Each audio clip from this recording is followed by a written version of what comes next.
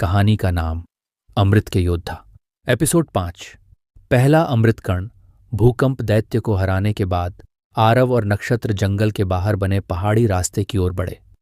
नक्षत्र ने कहा, पहला अमृत कण सूर्य शिला नामक स्थान पर छुपा हुआ है। यह शिला सत्यलोक से परे एक रहस्यमयी गांव में है, जिसे लोग अंधारियां कहते हैं।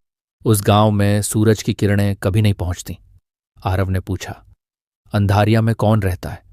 क्या वहां हमें और दुश्मनों का सामना करना पड़ेगा? नक्षत्र ने गहरी आवाज में कहा, अंधारिया गांव को श्रापित आत्माओं ने घेर रखा है। वहां के लोग तामसिक के डर से उसकी सेवा करते हैं, लेकिन अमृतकण वहां है और इसे लेने के लिए हमें उनके अंदर छुपे डर को खत्म करना होगा। दोनों अंधारिया गांव की ओर बढ़ने लगे। जैसे जैसे वे गांव के करीब पहुंचे, हवा भारी और ठंडी होती जा रही थी। आसमान में सूरज की कोई झलक नहीं थी, सिर्फ काले बादल और धुंध फैली हुई थी। गांव में घुसते ही आरव ने देखा कि वहां के लोग डरे सहमे थे। उनकी आंखों में जीवन की कोई चमक नहीं थी।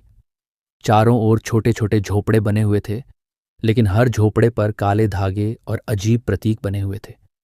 तभी एक बूढ़ी औरत आरव और नक्षत्र के पास आई।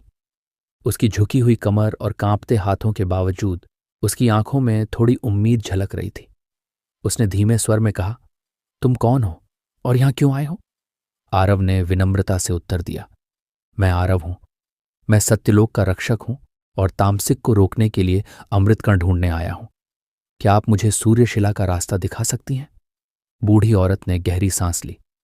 सूर्यशिला इस गांव के बीचों बीच है, लेकिन उसे तामसिक के एक रक्षक ने कब्जे में ले रखा है। वह एक भयावह राक्षस है, जिसे लोग शिला रक्षक कहते हैं।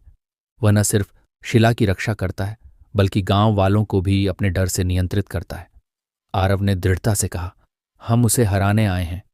क्या आप हमारी मदद करेंगी? बूढ़ी औरत ने उदासी से कहा, यह आसान नहीं होगा। शिला रक्षक को हराने के लिए तुम्हें न सिर्फ ताकत, बल्कि अपने विश्वास और करुणा का भी इस्तेमाल करना होगा। तभी गांव में एक जोरदार आवाज गूंजी, कौन है जो सूर्य शिला की ओर बढ़ने की हिम्मत कर रहा है? गांव के बीचों बीच एक विशाल काले पत्थर जैसा प्राणी प्रकट हुआ।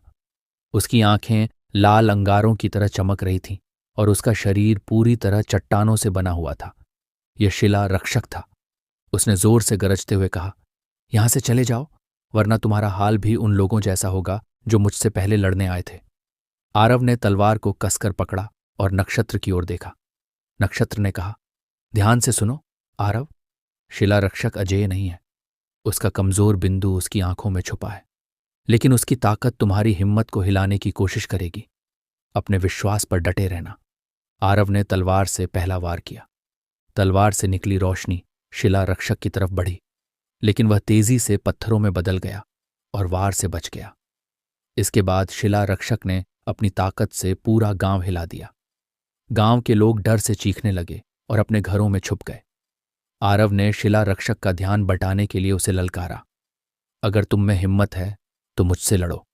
शिला रक्षक ने गुस्से में आकर आरव पर हमला किया। उसकी चट्टानों की तरह मजबूत भुजाएं आरव की ढाल से टकराईं, लेकिन आरव अपनी जगह पर डटा रहा। नक्षत्र ने अपनी गति का इस्तेमाल करते हुए रक्षक को पीछे से वार किया, लेकिन उसका असर नहीं हुआ। आरव ने ध्यान दिया कि शिला रक्षक की आंखें तब तेजी से चमकती थीं जब वह हमला करता था। यह उसका कमजोर बिंदु हो सकता था। उसने नक्षत्र से कहा, मुझे उसकी आंखों पर सीधा वार करने का मौका दो। नक्षत्र ने अपनी पूरी ताकत से रक्षक को भटकाना शुरू किया। इस बीच आरव ने अपनी तलवार को पूरी ऊर्जा से भरा और रक्षक की आंखों पर निशाना लगाया। जैसे ही तलवार उसकी आंखों से टकराई, रक्षक जोर से चिल्लाया और धीरे धीरे बिखरने लगा। गांव वाले अपने घरों से बाहर निकलने लगे। उनकी आंखों में डर की जगह आशा लौट आई थी। बूढ़ी औरत ने आगे बढ़कर कहा, तुमने हमारा डर खत्म कर दिया। अब सूर्यशिला तुम्हारी है। सूर्यशिला ने एक सुनहरी चमक बिखेरी और उसमें से पहला अमृत कण प्रकट हुआ। आरव ने कण को उठाया और तलवार ने उसे अपने भीतर समा लिया। नक्षत्र ने कहा, यह तुम्हारी पहली बड़ी जीत है आरव, लेकिन अब यात्रा और भी कठिन होगी। तामसिक इस हार को हल्के में नहीं लेगा। आरव ने सूर्यशिला की ओर देखा और मन ही मन संकल्प लिया कि वह किसी भी हाल में सत्यलोक और दुनिया को बचाएगा। अगले एपिसोड में आरव की अगली परीक्षा और अमृत कणों की रक्षा करने वाले पहले रहस्यमय योद्धा से मुलाकात।